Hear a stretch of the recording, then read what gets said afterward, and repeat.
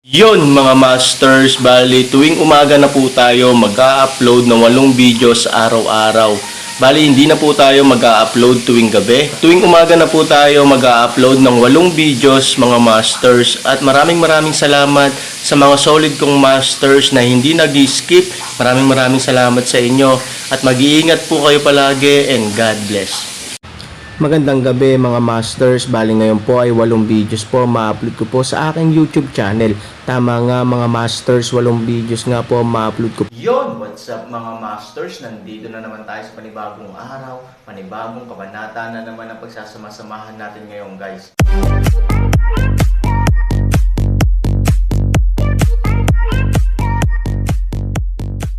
Bali mga masters, kung bago ka pa lang po sa aking YouTube channel, please click the subscribe button, lalong-lalo na po yung notification bell guys, para maging connected pa rin tayo sa isa't isa at maging updated kayo sa mga susunod ko pang video.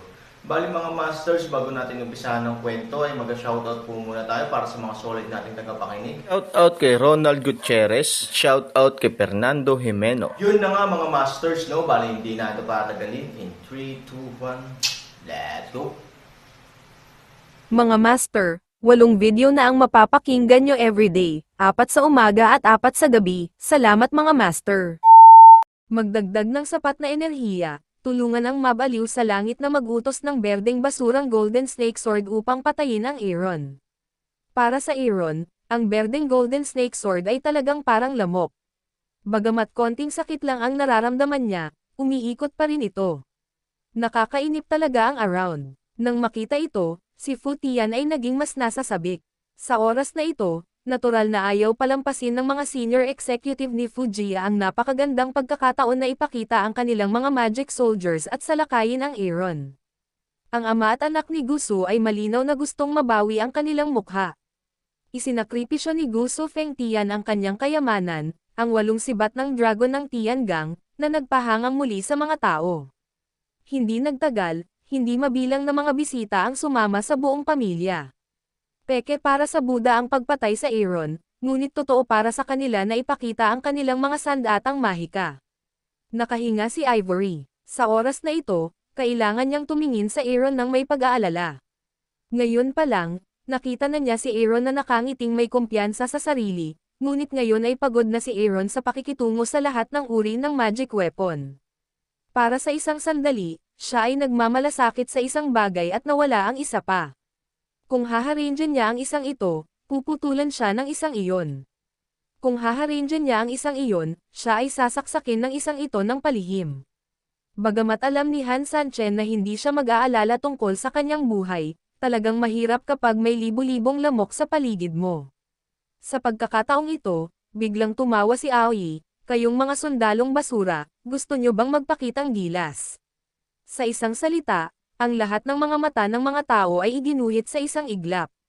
Maraming tao ang nangangahas na magalit sa kanya, ngunit nakatitig lamang sa kanya.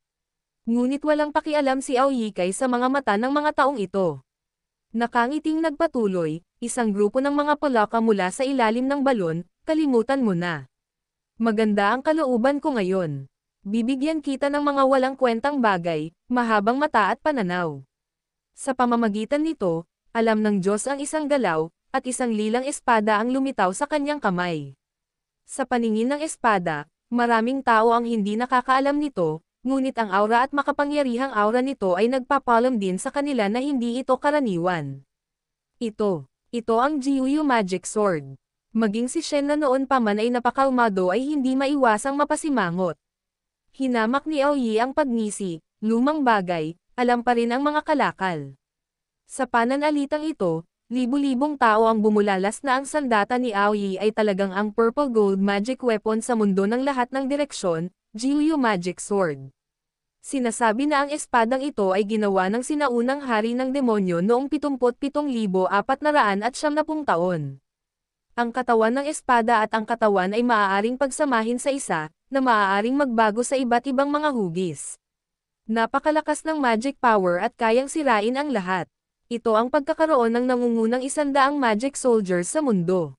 Gayunpaman, ang mga bagay na maaaring malampasan ang nangungunang 100 magic sundalo ay madalas na maalamat. Sa makatuwid, Bagamat alam ng mundo ang lahat tungkol sa kanila, kakaunti ang aktwal na nakakita sa kanila. Ngayon, inilabas ni Aoyi si Jiuyu Magic Sword, na natural na ikinabigla ng apat sa kanila, na napasigaw ang lahat at napadilat ang kanilang mga mata. Ito ang tunay na hari ng magic weapon. Ang walang kamatayang si Area ay karapat-dapat na maging pinakamataas na pamilya na may tunay na Diyos. Hindi ko inaasahan na nabuhay ako ng daan-daang taon. Mapalad akong nakita ang maalamat na magic soldier ngayon. I've had enough time in my life.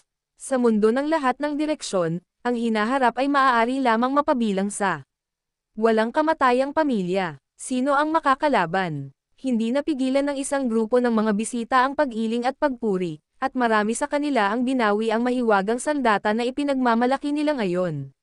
Sa harap ng Jiuyu Magic Sword ni Aoyi, ang magic weapon nila ay walang iba kundi isang larwang espada. Sa eksena, maraming babae ang nag-iisip na mataas ang halaga ng mukha nila. Ibinaon nila ang kanilang mga mata sa pagsamba kay Aoyi. Ang mga ito ay coquettish, umaasang makuha ang mga mata ni Aoyi. Kung tutusin, masyadong nakakasilaw si Aoyi ngayon. Sa hinaharap, maaari pa nga siyang maging isa sa mga pinakakahanga-hangang tao sa mundo. Sinong babae ang hindi gustong magkagusto sa ganyang lalaki? Mula noon, lilipad na ako sa mga sanga at magiging phoenix. Nasiyahan si Aoyi ng ngiti, mga mata, ngunit bahagyang sa gilid ni Ivory. Sa katunayan, wala siyang interes kay Ivory. Pagkatapos ng lahat, bago niya ito nakilala, ang impresyon ni Aoyi kay Ivory ay isang sirang sapatos na isinusuot ng iba. Ngunit ngayon lang, pagkatapos ng around, itinaas ni Ivory ang kanyang saplot at tumakbo palabas. Nakita ni Aoyi si Ivory nang walang anumang payo at agad na naakit sa kanyang kagandahan. Kapag ang mga mata ng lahat ay naglalaban sa hangin, sinasadya o hindi sinasadyang nakatingin ang mga mata ni Aoyi kay Ivory. Sa isang banda, gustong ipakita ni Aoyi ang kanyang sarili sa harap ng napakaraming tao. Sa kabilang banda, gustong ipakita ni Aoyi ang kanyang sarili. Ngunit ang pinakamahalagang bagay ay gusto niyang maakit ang mga mata ni Ivory. Sa harap ng layunin, nakamit niya, ngunit nang tumingin siya kay Ivory, ang mga mata ni Ivory, ngunit nasa katawan ng Aaron, ang mga mata na puno ng pag-aalala, kalahating segundo ay hindi rin gumagalaw. Pero Aoyi, hindi man lang ito nilinggan ni Ivory. Hindi masaya si Aoyi. Binabalikan niya ang tingin kay Aaron, na pagod na sa pagharap sa kalagitnaan ng hangin. Kumikislap ang malamig na liwanag sa kanyang mga mata. Pagod ka na sa pagnanakaw ng mga babae sa Laozi. Fuyao, ipapakita ko sa iyo ngayon kung ano ang tunay na lalaki. Sa puso, gumagalaw ang enerhiya ng Aoyi, siyam mong magic sword biglang purple golden light, isang malakas at walang kapantay na presyon, agad na hinayaan ang lahat na makaramdam ng walang kapantay na panunupil. Kasabay nito, sa gitna ng kalangitan, ang hangin ay lumilipos at ang mga ulap ay humuungal. Sa hindi inaasahan, sa ilang sandali, ang langit ay nagbago ng husto.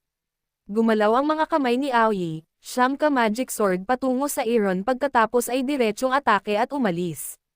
Kung ang Wanjian ay lamok lamang sa Aaron, ngayon ang magic sword ng Jiuyu ay parang sawa, at least in terms of momentum. Gayunpaman, hindi alam ni Aaron kung may lason si Jumang o wala, tulad ng hindi niya alam kung kayang labanan ni Wumi Shuangkai ang Jiuyu magic sword. Ang Aaron ay hindi nang ahas na subukan, dahil alam niya na kapag siya ay nabigo, ang magic sword na ito ay sapat na upang hindi siya madaig sa buhay. Tingnan ang Aaron kahit pabalik ng ilang hakbang, mukha marangal, sa lupa, isang grupo ng mga tauhan masaya pamumulaklak sa parehong oras, at lahat ay inaasahan. Sa kanilang mga mata, nang isakripisyo ni Aoyi si Jiuyu Magic Sword, natapos na ang labanan. Bagamat ang Aaron ay gumawa ng maraming sorpresa para sa kanila, at kahit na may kakaibang kasanayan ng wuxiang, ang lahat ay napakaliit sa harap ng Jiuyu Magic Sword. Sa gitna ng himpapawid, ang Aaron ay umatras. Marahan siyang tumayo, ang kanyang mga mata ay nakatuon sa pagsalakay ng Jiuyu Magic Sword, ang kanyang kanang kamay ay bahagyang ginintuang. Ano, talaga bang fan ng self-confidence ang lalaking ito? Ngayon, gusto mo pa bang bitbitin ang Jiuyu Magic Sword ng matigas? Panipi, sa tingin ko ay hindi ito gustong buhatin ng batang iyon, pero gusto niyang ilabas ang sarili niyang espada, magic weapon para labanan. May nakapansin sa paggalaw ng kamay ni Aaron. Kung gayon ang kanyang utak ay hindi masyadong mahusay. Anong uri ng magic na sandata sa mundo ang maihahambing sa Jiuyu Magic Sword? Ilalantad lamang nito ang kanyang kamangmangan. Panipi, ito ay isang bug sa asol na mundo. Inaasahan mo ba na siya ay may mataas na kamalayan? Sa oras na ito, ang kamay ni Aaron, sa ilalim ng gininto ang ilaw, isang gintong palakol, ay dahan-daang lumitaw sa kanyang kanang kamay. Yan. Anong klaseng magic weapon yan? Isang palakol. Damo, mamumutol ba siya ng kahoy? Isang salita ng pagputol ng kahoy na panggatong ang nagpatawa sa isang grupo ng mga bisita. Dahan-daang itinaas ni Aaron ang kanyang palakol, itinaas ang kanyang mga braso, itinutok ang Jiuyu Magic Sword, hinawakan ito ng dalawang kamay, at pagkatapos ay pinutol. Boom! Nanginginig ang lupa. Sa pagsusumikap ni Aaron, isang malaking gininto ang liwanag ang lumabas mula sa higanteng palakol at direktang umatake sa purple golden light ng Jiuyu Magic Sword. Sa oras na ito, ang ilan sa mga bisita ay tumatawa pa rin, ngunit ang ilan sa kanila ay biglang sumimangot, at ang kanilang mga puso ay bahagyang hindi mapalagay sa oras na ito, dahil ang kapangyarihan ng Aaron Golden Axe ay nagbigay sa kanila ng isang tiyak na antas ng prestihiyo. Imposible naman. Isa lang itong bulok na palakol. Paano nito gagawin ang sarili na hindi mapalagay? Magic Sword, dapat ay Jiuyu Magic Sword. Naramdaman din ito ni Aoyi, ngunit hindi niya ito pinansin. Maging ang kanyang mga mata ay puno ng kalokohan. Pakiramdam niya ay mananalo siya. Biglang nagbanggaan ang golden light at purple light. Sa ganoong iglap, walang banggaan sa pagitan ng dalawang panig, at naging isa ang anti-Budistang pagsasama. Ang buong eksena, tahimik ang pakiramdam ng mga tao. Boom! Biglang sumabog ng marahas sina Jinguang at Ziguang. Ang tunog ng pagsabog ay yumanig sa kalangitan. Bahagyang nayanig ang buong bahay ng Fufu. Pagkatapos, ang hanging alon ng pagsabog ay tumama sa lupa ng direkta mula sa gitna ng hangin. 10,000 puno ay yumuko at nabasag, at ang 1,000 mesa ay nabasag kaagad ang napakalaki at napakalakas na mansyon ng Fujiai. Nabaligtad din bago ito maaninag. Ng 10,000 bisita, sila ay nabaligtad sa lupa ng hangin. Panipi, anong nangyayari? Pagkatapos ng napakalaking alon, nagkagulo ang mga tao. Maraming eksperto, kabilang si Fu Tian, ang tumayo din, inayos ang kanilang makeup at buhok, at tumingin sa hangin.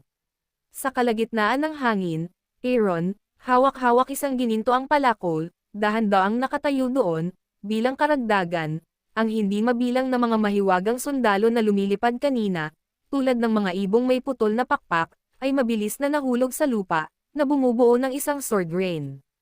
Ping-pong, ping-pong, ay dumarating, at ang tunog ng mga pagsabog ng bakal. Nagulat ang lahat nang makitang ang mga mahiwagang sundalong ito, sa oras na ito, ay nawala ang kanilang kinang at napakadilim. Nagulat na lang ang lahat, isang mahabang itim na espada din ang bumagsak sa lupa kasabay ng ulan, na tumunog. Ito, hindi ba magic sword itong Jiuyu? Isang salita ang gumising sa nananaginip, hindi mabilang na mga tao ang mabilis na tumingin sa nakaraan, at pagkatapos, lahat sila ay nakanganga. Kahit na ang ibang mga magic soldiers ay hindi sumikat, kahit ang Jiuyu Magic Sword ay ganap na parang bulok na bakal, nakahandusay sa lupa, na ngayon lang ay may kaunting pagmamataas. Ito ang gintong palakol sa kamay ng China at South Korea sa gitna ng kalangitan. Hindi, kami, natalo kami, imposible, how could we lose? Nagkatinginan ng isang grupo ng mga tao, hindi nila matanggap ang katotohanan ng kabiguan, mas marami ang hindi matanggap, natalo sila ng isang tao sa asol na mundo, ito ay dapat na Jiuyu Magic Sword ay may problema. Mas masahol pa ang mukha ni Aoyi kaysa kumain ng siyang. Ang buong tao ay tumingin sa ganap na kahihiyan na Jiuyu Magic Sword, nagulat at galit. Ang Jiuyu Magic Sword ay isang magic weapon na ipinagmamalaki niya, at maging ang kayamanan ng buong immortal na lugar ng dagat. Pumunta dito si Aoyi this time. Espesyal itong ginamit ng kanyang ama para pilitin ang sarili. Sa isang banda, kaya nitong sugpuin ang FUJIA, sa kabilang banda, maipapakita nito ang kanyang lakas at maipakita ang kanyang mga kalamnan, para mas madaling mapaamo si Fujiya. Noong una, ayaw itong gamitin ni Aoyi. Kung tutusin, ito ang trump card sa kanyang kamay. Ngunit ang sitwasyon na ngayon lang ay nagpabatid sa kanya na iyon ang pinakamagandang pagkakataon para magpakitang gilas. Kaya naman nilabas niya ito nang walang pag-aalinlangan. Pero hindi niya alam na pwede pala. Si Aoyi ay ayaw subukang kontrolin muli ang Gyuyu Magic Sword, ngunit ang Gyuyu Magic Sword ay tila mahimbing na natutulog, nang walang anumang pagmuni-muni. Nang makita ang sitwasyong ito, si Fu Tian at iba pang mga eksperto ay tulala. Hindi man sila naniniwala, nasa harapan na nila ang katotohanan. Paano nila malalaman na sa ilalim ng palakol ni Pango, ang lahat ay isang nunal na langgam, anong masamang sandata ang ginagamit ng batang iyon? Paanong hindi man lang siya makakalaban sa Gyuyu Magic Sword? Hindi kaya peke ang Magic Sword ng Gyuyu? May mga taong sadyang nagpapamalas na dumanas tayo ng ganitong uri ng madilim na pagkawala. Oo, ang Gyuyu Magic Sword ay isang maalamat na magic weapon noong sinaunang panahon. Paano ito mawawala? Fake. Dapat itong peke. Narinig ni Aoyi ang mga salitang ito na galit na galit. Ang Gyuyu Magic Sword ay totoo. Kung mali, nang walang kaunting suspense, paano ito magiging mali? Ngunit sa parehong oras, talagang umaasa siya na ito ay isang pekeng, hindi bababasa, hindi ito nangangahulugang na talagang natalo siya. Totoo ang Magic Sword ni Gyuyu, pero normal lang kapag natalo ito. Sa oras na ito, dahan-dahan ding tinulungan ang nakatatandang Shen, na nakatingin kay Aaron sa hangin, nakalock ang kanyang noo. Shen Lao, kung totoo, paano matatalo ang Magic Sword ni Gyuyu? Natatakot ako na matanda ka na at malabo ang mga mata mo. Di ba, makapangyarihan talaga ang Magic Sword ni Gyuyu. Pero paano kung makasalubong nito si Pangu Axe? Biglang sabi ni Shen. Yun na nga mga masters, no? Bali panibagong kabanata na naman yung natapos natin ngayong gabi. Muli, maraming salamat po.